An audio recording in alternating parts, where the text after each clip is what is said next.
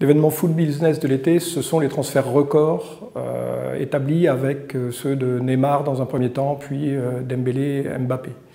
Le transfert de Neymar, c'est 222 millions d'euros, nouveau record qui fait plus que doubler le record précédent qui était établi par Paul Pogba en 2016 avec 105 millions d'euros. C'est un transfert record, mais ce n'est pas véritablement une révolution cette année. Finalement, le changement majeur, l'inflexion majeure, elle a eu lieu l'an passé. On évoquait le transfert de Paul Pogba. Il est le résultat de deux facteurs explicatifs. L'inflation des droits TV anglais. Les clubs anglais sont aujourd'hui dotés de moyens extraordinaires, nettement supérieurs aux autres. Premier élément. Et le deuxième élément, c'est la poursuite de l'arrivée d'investisseurs étrangers dans les clubs européens de façon générale, et en particulier dans le cas qui nous intéresse au PSG. Et dans le cadre du transfert de Paul Pogba, c'est un joueur qui n'est pas encore un joueur totalement majeur et décisif. Il est plus un joueur en devenir. Précédemment, c'était uniquement des joueurs très établis qui atteignaient des sommes aussi conséquentes. Il y a du sens économiquement à des transferts comme ceux-ci parce qu'on est sur le marché des superstars, quand on parle du transfert de Neymar en particulier. Et ce marché, il est marqué par une très grande rareté du talent. Il y a très peu de joueurs de grand talent. Neymar fait partie des 3 meilleurs joueurs du monde aujourd'hui. Et il y a beaucoup de clubs qui souhaitent s'attacher ces talents. Et ça donne un déséquilibre entre l'offre et la demande. Il y a une très forte demande et une offre très faible. Et ça fait monter les prix.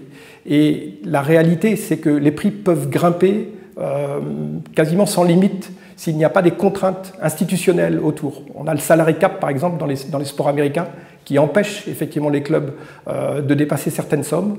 En Europe, on a maintenant dans le football le fair play financier mis en place par l'UEFA. La contrainte est un petit peu moins forte, mais elle limite quand même les possibilités pour les clubs de faire des offres qui seraient encore supérieures à celles-ci.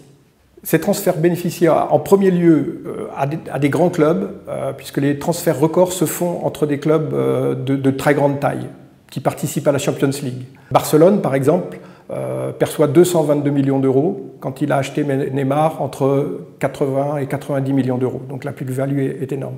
Mais le dispositif bénéficie aussi aux clubs qui sont dans le bas de la pyramide, je dirais, du football. Les clubs amateurs perçoivent 5% du montant du transfert lorsqu'ils ont eu le joueur pratiquement entre 12 et 16 ans. Et puis il y a un deuxième effet redistributif pour les clubs professionnels cette fois, mais pour les clubs professionnels de niveau moindre comparé à ces grands clubs de Champions League. Rennes, par exemple, qui est un bon club du championnat de France, mais qui n'a pas la dimension internationale, va profiter d'un pourcentage en fait, du transfert de Dembélé de Dortmund vers le FC Barcelone, parce qu'ils vont profiter d'une indemnité de formation qui leur est due, mais également parce que les dirigeants mettent dans la clause de transfert un intéressement sur le transfert suivant du joueur. Et en l'occurrence, pour Rennes, ça fera sans doute autour de 30 millions d'euros lorsque le transfert sera validé. Le contexte est maintenant posé. Je vous propose d'affiner cette approche avec les présentations que feront mes collègues du CDES dans les jours à venir.